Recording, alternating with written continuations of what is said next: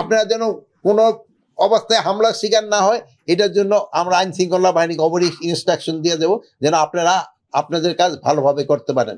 আপনারা আপনাদের কাজ এতদিন খুব ভালোভাবে করে যাচ্ছেন, যেই জন্য কিন্তু দেশের আইন শৃঙ্খলা পরিস্থিতি এতটা উন্নতি হয়েছে। আর আপনারা সবসময় সঠিক সংবাদ পরিবেশন করেন জন্যই কিন্তু দেশবাসী লাভবান হয়। প্লাস আপনাদের একটা অনুসন্ধান সাংবাদিকতা আছে, ওটার আপনারা চালায় দেখবেন। আমাদের যে দুর্নীতিটা কিন্তু আমরা অত কন্ট্রোলে আনতে পারিনি, আপনারা এটার উপরে সাংবাদিকতা করবেন, আপনারা অনুসন্ধানী সাংবাদিক করবেন। ইভেন আপনারা এটা দেখবেন যে আমার আত্মীয় স্বজন কোনো দুর্নীতি করতেছে কিনা, আমার নাম ব্যবহার করে আপনারা এইটার ব্যবস্থা নেবেন। আর আমি একবারও বলছিলাম যে আমি যদি কোনো অবৈধ আদেশ দিই, আমার আন্ডার কমান্ড যেন না মানে।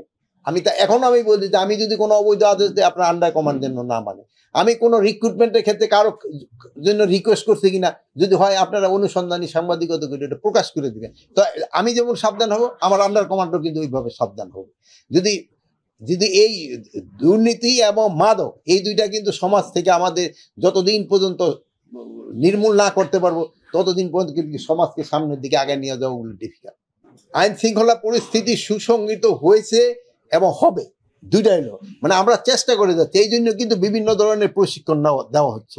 এবং আইন নির্বাচনটা যেন সুষ্ঠুভাবে হয় এবং শান্তিপূর্ণভাবে হয় এবং এটা যেন ক্রেডিবল হয় এবং এটা যেন উৎসব মুখর হয়, এই জন্য সব ধরনের প্রস্তুতি আমরা নিচ্ছি। এবং আল্লাহ দিলে আপনাদের সবাই দোয়ায় এটা এরকমই হবে। আপনি যেটা বললেন যে লেভেল প্লেইং ফিল্ডের জন্য যে পরিমাণ আইন শৃঙ্খলা বাহিনী আগের নির্বাচনগুলিতে দেওয়া হয়, এবার তার চেয়ে আরো অনেক বেশি দেওয়া হবে। সুষ্ঠু এবং সামগ্রিক নির্বাচন এটা নির্ভর করে হলো মেইন হলো জনগণ, যারা ভোটার তারা যে স্বতঃস্ফূর্তভাবে পার্টিসিপেট করতে যাবে, সেই সময় এটা কেউ বাধা দিয়ে রাখতে পারবে না। তারপরে হলো থাকতে হলো নির্বাচন কমিশন, তাদের একটা বেইনস্টিক রুল প্লে করে। তারপরে হলো আপনার থাকে এই বিভিন্ন পার্টিগুলি। আপনারা দেখেন এখনই কিন্তু পার্টির ভিতরে গন্ডগোল, ওনারা যদি একটু সহযোগিতা করে, এই একটা।